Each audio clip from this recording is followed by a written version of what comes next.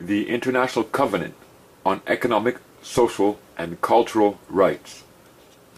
Article 1, subsection 1. All peoples have the right of self-determination.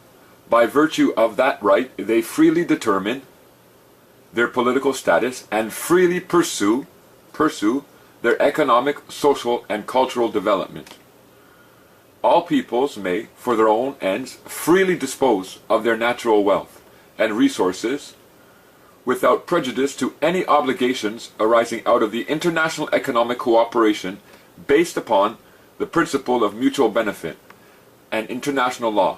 In no case may a people be deprived of its own means of subsistence.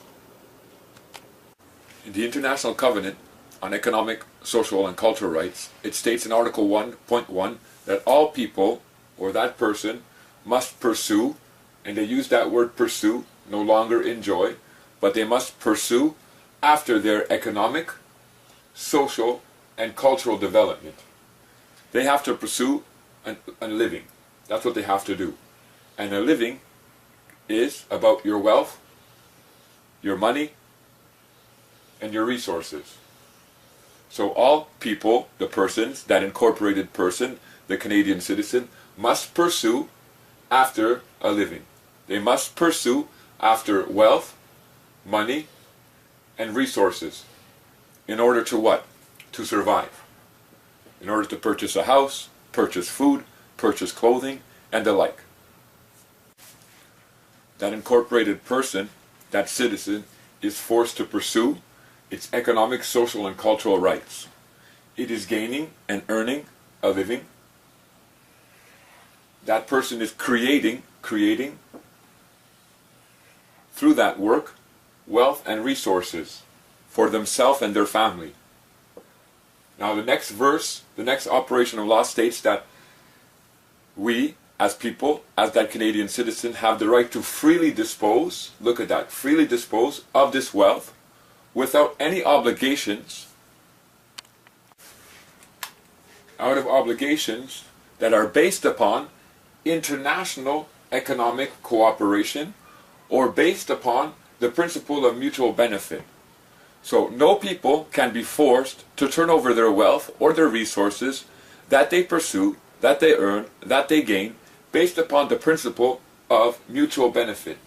Or they don't have to turn over their resources into a democratic society, into an institution or a corporation that is asking you to give over part of your wealth based upon this principle. Well, you pay taxes because your taxes support the social systems. These social systems are for the mutual benefit of everybody. Therefore, I want you to pay taxes. You may ask me to pay them, but you may not obligate me to pay them. In no case may a person be forced to turn over their natural wealth or resources based upon this principle of mutual benefit or international cooperation. Revenue Quebec. Your Notice of Assessment 2012. This is assessment from somebody out here in Quebec. We thank you for filing your income tax return. By doing so, you are contributing to the economic, social, and cultural development of Quebec. As you see, in the documentation, the paperwork that the government will send back to you, or will send back to that taxpayer, that incorporated person, it states, thank you for filing your income tax return.